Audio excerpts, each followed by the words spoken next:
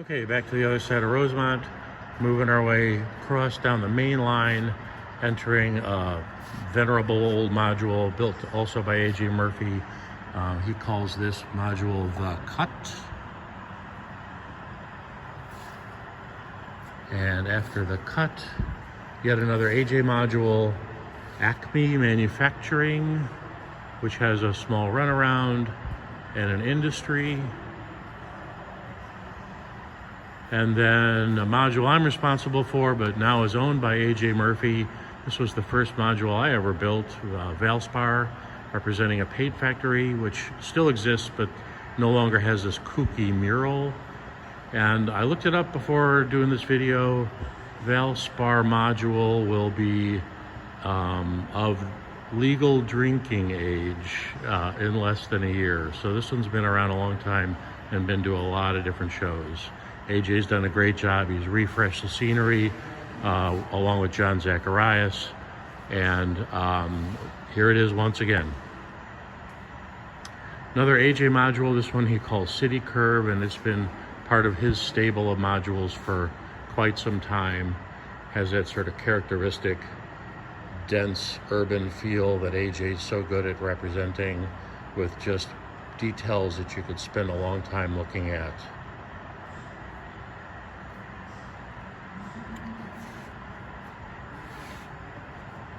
This is an A.J. Murphy curve that's part of that new set I mentioned.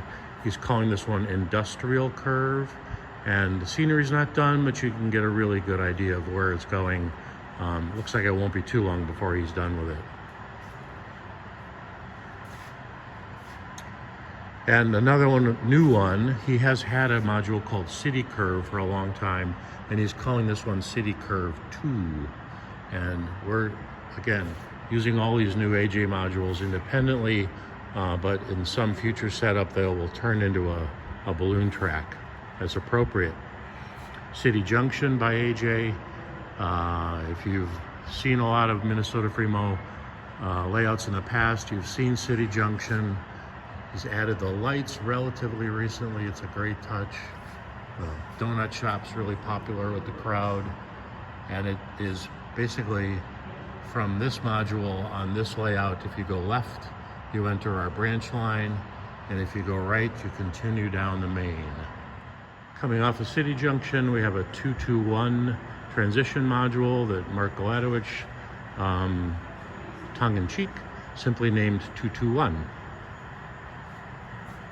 After that's one of the modules I've built relatively recently. I think this might be the third show that I've had Marsh module out at. And it is, I call it 10 feet of botany. And so it's a module I designed to have some kind of a backdrop, even though backdrops aren't Free-mo legal, using the vegetation as a way to try to hide the background for photography. A lot of homemade trees using different scenery techniques. A marsh area that I'm actually quite proud of, using stranded wire to represent the cattails, and of course casting resin for the water. And so this is the Marsh module, one of mine. Another one of mine, I think of this as a new module, even though the track and the basic structure of the streets have been around a long time, and I've been to a lot of different setups. I finally got around to finishing the street scene itself. People who know Minneapolis will probably instantly recognize this location, 4th and 15th Street, near the University of Minnesota campus, where that 2-story McDonald's was. It's been torn down now. The module represents early 1990s, and at that time, catty corner from McDonald's was this Best Steakhouse, which I have on here. It's a personal connection with it myself. And a highlight for me at this particular meet is the chance to finally get the Dinky Town module out where people can see it. Using another 221 here to sort of close off a passing siding. This is GT21, built by Guy Tonder and now owned by Craig Lattery. Some nice woodland, marshy, wooded scenery. Here's a brand new module by Dean Lehman, Hugo Transload, and you can get an idea of where he's going with this module. To stub sidings. This is Dean's first module under his belt. After this is a module well known to many of you, I'm sure. Mark Galadowich's amazing Kimball's viaduct module.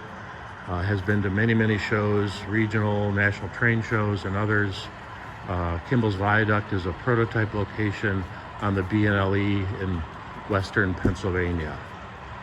Once again, a highlight of the layout.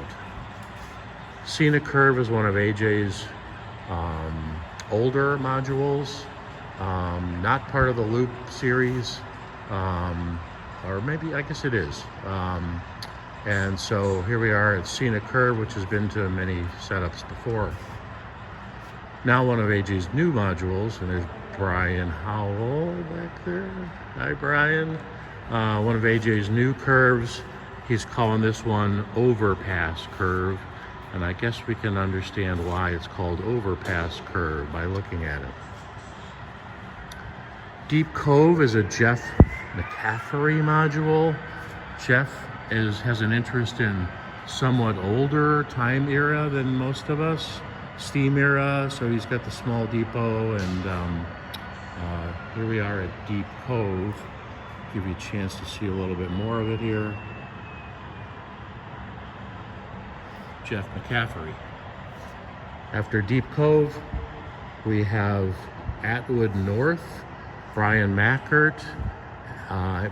Brian is assembling a module set based on a prototype of the M&S Railroad, and he's got the basic ground cover on here, and we'll also see Atwood South a little bit later.